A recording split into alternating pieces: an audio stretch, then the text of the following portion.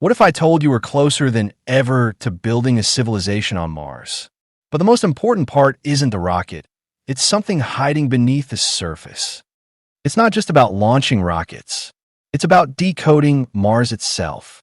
Everyone talks about SpaceX and rockets. We're digging deeper into what actually makes colonizing Mars possible. Terrain mapping, resource location, and survival infrastructure. You'll see how scientific groundwork on Mars is quietly becoming the foundation for the next giant leap, and why the tools and tech behind it are as fascinating as the rockets headed there. Hey, welcome to Not So Techie, the channel where we make space and science actually make sense. If you're into real tech, weird facts, and no fluff, you're gonna love this.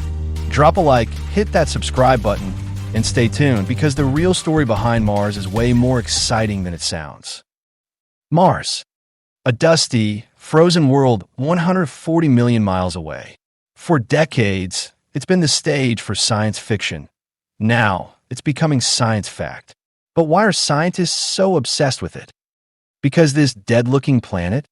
It's weirdly familiar. It has seasons like Earth. It gets dust storms that can swallow the whole planet. And once, billions of years ago, it might have had rivers, lakes, even oceans. Not just that. Mars might hold answers to where we came from and where life could go next. And realistically, it's the only planet we might actually colonize. Venus is a hellscape. Mercury is an oven. The outer ones? Just frozen gas balls. Mars is tough, but it's doable. And that's why the buzz is real. The usual story? Big rockets, ambitious timelines, wild dreams of million-person colonies. And while that's exciting, there's a whole other side to this journey that gets overlooked. Because launching to Mars is one thing, landing safely and surviving there, that's a whole different mission. And the surprising truth is, we already have the tools to start. In this video, we'll break it down. The quiet tech making Mars colonization possible, why resource mapping is more valuable than rocket speed, and how this low-key groundwork is quietly powering the most ambitious plan in space history.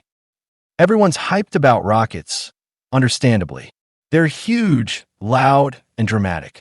SpaceX plans to send 1 million tons of cargo and 1 million people to Mars as early as 2029. They're building 1,000 starships per year, fueling them in orbit, using Tesla's Optimus robots to prep the surface. But do you know what mission planners obsess over before even launching? The map. You can't just land somewhere on Mars. You need to know where it's flat enough, stable enough, and most importantly, where the resources are. That's where planetary cartography teams come in. Think cosmic GPS experts. Before Starship, before Elon, before even NASA's Perseverance, there were the mappers. The Astrogeology Science Center in Flagstaff, Arizona, maybe the most low-key, high-impact group in planetary exploration. They've built the topographic maps that help decide where we land. Their knowledge comes from earth sciences, volcanology, mineralogy, terrain analysis, all applied to other planets. And now, they're being told to cut at least 20% of their staff. Why? Because of a federal cost-cutting drive launched by DOGE, the Department of Government Efficiency, led by Elon Musk. GPS experts have been mapping Mars in extreme detail for years, using satellite imagery, topography, and even thermal data to find hidden water ice deposits. Wait, why water ice? Because it's not just for drinking. You can turn it into oxygen, grow crops, even make rocket fuel. So yeah, these maps, they're not just cool, they're survival guides.